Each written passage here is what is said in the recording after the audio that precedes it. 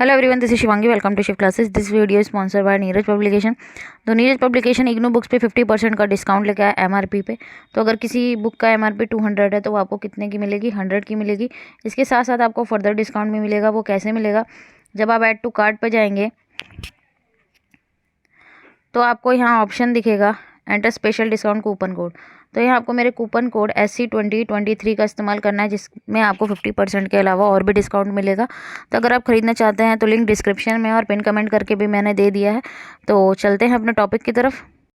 तो ये MEC 107 की हमारी फर्स्ट वीडियो है, जिसमें हम थ्योरी ऑफ मर्केंटाइलिज्म, व्यापारिकता का सिद्धांत जो है हम दोनों ही लैंग्वेजेस में डिस्कस करने वाले हैं। तो ये टॉपिक आपका 107 और 007 दोनों में है, ठीक है। तो जो टॉपिक कॉमन रहेंगे वो दोनों प्लेलिस्ट में आपको शो होंगे, और जो नहीं होंगे, ठीक है, वो सेपरेटली आपको प्लेलिस्ट में दिख जाएंगे। क्योंकि 107 न्यू कोड जो है इंट्रोड्यूस हुआ है, 007 पहले का है। तो जो भी न्यू स्टूडेंट है भाई, जिन्होंने एनरोल किया था, आई थिंक ये जून में ही इंट्रोड्यूस हुआ है, ठीक है, जून 23 में इंट्रोड्यूस हुआ था ये। तो आप लोग चेक कर लेना अपना जो भी आपका सब्जेक्ट है। तो मैं स्टार्ट करा रही हूँ आज ये 107 भी। तो चलिए स्टार्ट करते हैं। तो मर्केंटाइलिज्म का मतलब क्या है? तो ये एक इकोनॉमिक पॉलिसी थी, या हम बोले ट्रेड सिस्टम था, जहाँ पे जो एक कंट्री थी वो जिसका जहाँ पे एक कंट्री का फोकस होता था कि अपने ट्रेड बैलेंस को, हिंदी में बोले थे व्यापार संतुलन को बनाए रखना, ठीक है, फेवरेबल बनाए रखना, अनुकूल मतलब उनके फेवर में रहे उनका जो ट्रेड बैलेंस है। अब ट्रेड बैलेंस कैसे फेवर में रहेगा किसी भी देश का? कि उनके एक्सपोर्ट ज़्यादा हो और इम्पोर्ट क्या हो, कम हो, ठीक है। कि भाई वो अपने एक्सपोर्ट को मैक्सिमाइज़ करना चाहते हैं और इंपोर्ट क्या हो उनके, कम हो दूसरी कंट्रीज़ के साथ। और इसमें सेल्फ सफिशिएंसी पे ज़्यादा, कि भाई हम जो इंपोर्ट कर रहे हैं ना वो चीज़ें हम अपने ही देश में बनाएं, ठीक है। तो उससे क्या हो जाएगा, इंपोर्ट कम हो जाएगा और ज़्यादा से ज़्यादा चीज़ें अपने देश में बना के और उन्हें दूसरे देशों में बेचें। तो इसका पर्पस था क्या? एम्पावर करना एक नेशन का, किसके थ्रू? एक नेशन को किसके थ्रू सशक्त बनाना? वेल्थ और रिसोर्सेज, भाई वेल्थ के थ्रू, भाई धन और जो भी उसके संसाधन हैं, रिसोर्सेज हैं, उनका एक्विजिशन करके, उनका अधिग्रहण करके, और किसके साथ, किन को इम्प्रूव करके, जो उसकी मिलिट्री और पॉलिटिकल जो शक्ति है उसमें सुधार करके, ठीक है। तो 16th और 18th सेंचुरी के दौरान जो यूरोपियन नेशन थे, जैसे ग्रेट ब्रिटेन है, फ्रांस है, उन्होंने इस पॉलिसी का इस्तेमाल करा। भाई उन्होंने क्या करा कि वो चीपर रॉ मटेरियल खरीद रहे हैं, इंपोर्ट कर रहे हैं, ठीक है, इंपोर्ट कर रहे हैं चीपर रॉ मटेरियल, कच्चा माल को क्या कर रहे हैं, खरीद रहे हैं, ठीक है, इंपोर्ट कर रहे हैं। किससे? कॉलोनीज थे। यहाँ पे हमारा भारत भी आता है। हमारा भारत जो था अंग्रेजों का गुलाम था, ठीक है। तो ब्रिटेन क्या कर रहा था, हमारे देश से क्या कर रहा था? भाई हमारे देश का एक्सपोर्ट हम देखें बहुत ज़्यादा था, लेकिन प्राइमरी गुड्स में था। अगर आपने पढ़ा है इंडियन इकॉनमी 11th क्लास में, तो हमारा फर्स्ट चैप्टर वही है कि भाई जब आज़ादी के समय के दौरान हमारे देश की हालत कैसी थी, और कैसे हमारा देश में भाई कैसे उन लोगों ने जो है हमारे देश का शोषण करा था, ठीक है। तो ग्रेट ब्रिटेन ने क्या करा था कि भाई हमारे देश से जो रॉ मटेरियल थे वो अपने देश में ले जा रहे थे, और उस रॉ मटेरियल का इस्तेमाल करके तैयार माल, भाई फिनिश गुड को बना के भारत में आके बेच रहे थे, ठीक है। तभी तो जो हमारा हस्तशिल्प था, हैंडीक्राफ्ट था, वो इसीलिए तो ख़त्म हो गया था, क्योंकि मशीनरी गुड्स ने हैंडीक्राफ्ट को क्या कर दिया था, रिप्लेस। क्योंकि हैंडीक्राफ्ट से बनी, भाई हाथों से बनी चीज़ें महंगी होती हैं, मशीन से बनी चीज़ें सस्ती होती हैं, ठीक है। तो उस टाइम पे 16 और 18वीं सेंचुरी में, ठीक है, तो यूरोपियन नेशन जो थे, ग्रेट ब्रिटेन, फ्रांस, उन्होंने इस पॉलिसी का इस्तेमाल करा, चीपर रॉ मटेरियल्स को खरीदा अपनी कॉलोनीज से, ठीक है, जो उपनिवेश थे उनके गुलाम थे, और एक्सपोर्ट करा फिनिश प्रोडक्ट उनको, ठीक है, किसके एक्सचेंज में? गोल्ड और सिल्वर कॉइन के एक्सचेंज में, क्योंकि उस टाइम पे गोल्ड और सिल्वर कॉइन ही चलते थे। और मेंटेन करना अपना फेवरेबल बैलेंस ट्रेड में, और ये इंडिकेट करता है zero sum situation. Zero sum situation कहाँ होती है? जहाँ का एक कंट्री का लॉस ज़रूरी है फॉर अनदर गेन्स, ठीक है। कि अगर एक कंट्री, अगर एक दूसरी कंट्री को क्या करना है, गेन करना है, तो दूसरी कंट्री का क्या होगा, लॉस ज़रूरी है, ठीक है। तो मर्केंटाइलिस्टिक जो ट्रेडिंग थी, यहाँ पे जो मर्चेंट, जो व्यापारी रहते थे, और जो गवर्नमेंट थी, वो एक साथ काम करती थी।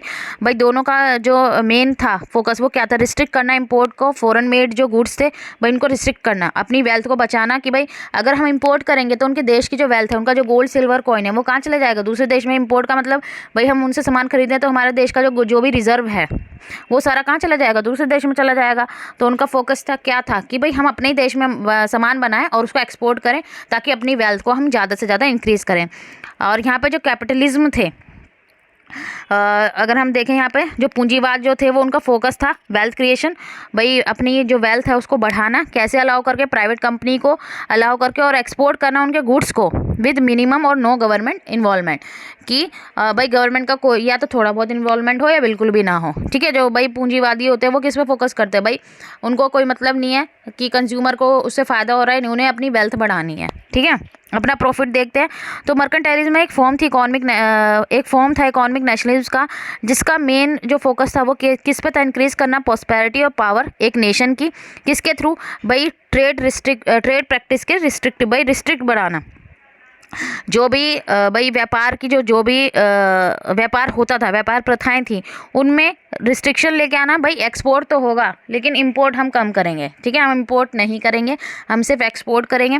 तो इनका गोल था इंक्रीज़ करना सप्लाई भाई स्टेट के अंदर किसकी, गोल्ड और सिल्वर की, भाई इस एक्सपोर्ट के साथ, rather to deplete it through import, कि भाई इनका फोकस था हमें अपने गोल्ड सिल्वर जो रिजर्व है उसको इंक्रीज़ करना है, ना कि उनको कम करना है इम्पोर्ट्स करके। ठीक है, हम अपने ही देश में वो सामान बनाएंगे जो हम इंपोर्ट कर रहे हैं। तो ये इसका फोकस और किस पे था, सपोर्ट करना डोमेस्टिक एम्प्लॉयमेंट को। भाई अब अगर हम देश के अंदर ही, अपने देश के अंदर ही उस चीज़ को बना रहे हैं तो हमें लोग चाहिए, लेबर चाहिए, लेबर फोर्स, तो इससे क्या इंक्रीज़ होगा, एम्प्लॉयमेंट इंक्रीज़ होगा। तो मर्केंटाइलिज्म को देखें तो इसका जो सेंटर था किसके ऊपर ज़्यादा ध्यान देना था, मर्चेंट पे और जो प्रोड्यूसर्स थे यहाँ पे। ठीक है, जैसे इंग्लैंड ईस्ट इंडिया कंपनी और डच ईस्ट इंडियन कंपनी, जो प्रोटेक्ट करना उनकी एक्टिविटीज़। अब इसमें हम कुछ करेक्टरिस्टिक देख रहे थे मर्केंटाइलिज्म के। ये बिलीव करते थे स्ट्रेटेजिक नेचर ऑफ वेल्थ, धन की स्थिर प्रकृति में विश्वास रखते थे कि उन्हें पता है कि जो हमारी फाइनेंशियल वेल्थ है उसको क्या माना जाता था कि वो लिमिटेड है। तो नेशन को किस चीज़ पे ध्यान रखना है कि अपनी वेल्थ को भाई जो ज़्यादा से ज़्यादा अपनी वेल्थ को क्या करना है, उन्हें सिक्योर करके रखना है। ठीक है, नेक्स्ट था need to increase the supply of gold, भाई सप्लाई, गोल्ड की सप्लाई को इंक्रीज़ करना है। वो कैसे भाई इंक्रीज़ होगी, जब ज़्यादा से ज़्यादा एक्सपोर्ट होगा, क्योंकि भाई उनको गोल्ड जो रिप्रेजेंट करता था वो रिप्रेजेंट करता था देश के वेल्थ को और पावर को। जिसके बाद ज़्यादा गोल्ड होगा वो पावरफुल देश होगा। अब किस के लिए गोल्ड चाहिए होता था एक नेशन को, भाई उसको अपने सोल्जर्स को पे करना है, अपनी आर्मी जो है। ठीक है, नेचुरल रिसोर्सेज को जो भाई उसको एक्सप्लोर करने के लिए, भाई सी फारिंग, भाई समुद्र में खोज करने के लिए पैसा चाहिए। ठीक है, और अपने साम्राज्य को एक्सपेंड करने के लिए पैसा चाहिए। और किससे बचाता था कि भाई जो भी आक्रमण हो रहा है, ठीक है, उसके अगेंस्ट जो है प्रोटेक्ट करता था। और अगर एक देश में गोल्ड की कमी है तो उसका मतलब क्या है कि वो उस राष्ट्र का जो है डाउनफॉल आ रहा है, पतन हो रहा है। नेक्स्ट है हमारा need to maintain a trade surplus. तो this was integral to building a wealth. ठीक है, तो एक धन निर्माण का अभिन्न अंग था। भाई अगर हम धन का निर्माण कर रहे हैं तो इसका मतलब क्या है, भाई देश जो है बिल्ड हो रहा है। ठीक है, तो नेशन को ज़रूरत होती थी कि वो फोकस करे अपने एक्सपोर्ट को ज़्यादा बढ़ाने, ना कि स्पेंड करें इंपोर्ट पे। ठीक है, कि उसकी वेल्थ कम ना हो। इंपॉर्टेंस ऑफ लार्ज पॉपुलेशन, तो लार्ज पॉपुलेशन भी रिप्रेजेंट करता है वेल्थ को। भाई जिस देश की पॉपुलेशन ज़्यादा होगी इसका मतलब क्या है, उसके पास लेबर फोर्स ज़्यादा है, तो उससे वो अपने देश के जो डोमेस्टिक कॉमर्स है और मेंटेन करेगा, आर्मी को उसको भी सपोर्ट करेगा। भाई ज़्यादा लेबर फोर्स है, इसका मतलब क्या है कि जो उसका डोमेस्टिक जो व्यापार है वो इंक्रीज़ होगा। Use of colonies is to support wealth, अब जो भी उनके उपनिवेश थे, उनके गुलाम थे, भाई जो भी नेशन के, जैसे ग्रेट ब्रिटेन के हम गुलाम थे, इंडिया गुलाम थी। ठीक है, तो उस टाइम पे क्या था कि भाई वो अपने गुलाम देशों का सपोर्ट लेते थे अपनी वेल्थ को इंक्रीज़ करने के लिए, कि भाई वहाँ से रॉ मटेरियल ले रहे हैं, लेबर की सप्लाई ले रहे हैं। ठीक है, फ्री में लेबर मिल रहे हैं, रॉ मटेरियल भी कम दामों में खरीदा जा रहा है या फ्री में लेके जाया जा रहा है इंडिया से। कहाँ पे, ग्रेट ब्रिटेन में, क्योंकि पूरा उनका कंट्रोल था। ठीक है, तो भाई रॉ मटेरियल लेके जा रहे हैं, एक्सपोर्ट कर रहे हैं फिनिश गुड, तो उससे भी क्या हो रही है, उनकी जो वेल्थ थी वो इंक्रीज़ हो रही थी। और लास्ट है यूज़ ऑफ प्रोटेक्शनिज्म, तो प्रोटेक्शनिज्म का इस्तेमाल करना। ठीक है, कि इंपोर्ट, भाई अपने इंपोर्ट जो भी इंपोर्टेड गुड हैं उनके ऊपर ज़्यादा से ज़्यादा टैरिफ लगा देना, कि भाई उनके ऊपर जो बाहर से देश में उनके देश में सामान आ रहा है तो चीज़ें महंगी हो जाएंगी। भाई मान लीजिए इंग्लैंड से इंडिया में जो सामान जा रहा है, ठीक है, वो तो इंग्लैंड से जो एक्सपोर्ट हो रहा है उस पर कोई टैक्स नहीं है, लेकिन इंडिया से जो कहाँ जा रहा है सामान, फिनिश गुड, अगर इंग्लैंड में जा रहा है, ठीक है, फिनिश गुड की बात हो रही है, रॉ मटेरियल की बात नहीं हो रही। मैं इंडिया से इंग्लैंड में जो जा रहा है, मतलब इंडिया का तो वो एक्सपोर्ट हो गया और इंग्लैंड का क्या हो गया, इंपोर्ट। लेकिन इंग्लैंड ने क्या करा, इंडिया से जो एक्सपोर्ट जा रहा है उस पर टैक्स लगा दिए। ठीक है, पहले कोई चीज़ 10 रुपये की थी, अब वो टैक्स लग के 15 रुपये की हो गई, तो इंग्लैंड वालों के लिए वो महंगी हो जाएगी, तो वो उसे खरीदेंगे नहीं। ठीक है, तो इससे भी क्या होगा, जो इंडिया का जो ट्रेड है वो रुक जाएगा। एक एग्जाम्पल की तरह समझाने की कोशिश कर रही हूँ। तो यहाँ पे प्रोटेक्शनिज्म का इस्तेमाल किया गया, ट्रेड सर अपने भाई कॉलोनीज़ जो है वो ट्रेड ना कर पाए। ठीक है, ज़्यादा से ज़्यादा उनके जो गुड्स थे उन पे क्या लगा दिया गया, टैरिफ लगा दिया गया। ठीक है, तो ये था हमारा मर्केंटाइलिज्म। आई होप आपको क्लियर हो गया होगा। नेक्स्ट वीडियो में हम लोग एब्सोल्यूट एडवांटेज थ्योरी को डिस्कस करेंगे। तो दोनों ही लैंग्वेज में डिस्कस करने वाले हैं। आई होप आपको क्लियर हो गया होगा। अगर वीडियो अच्छी लगी हो तो like it, share and subscribe my channel. Thank you.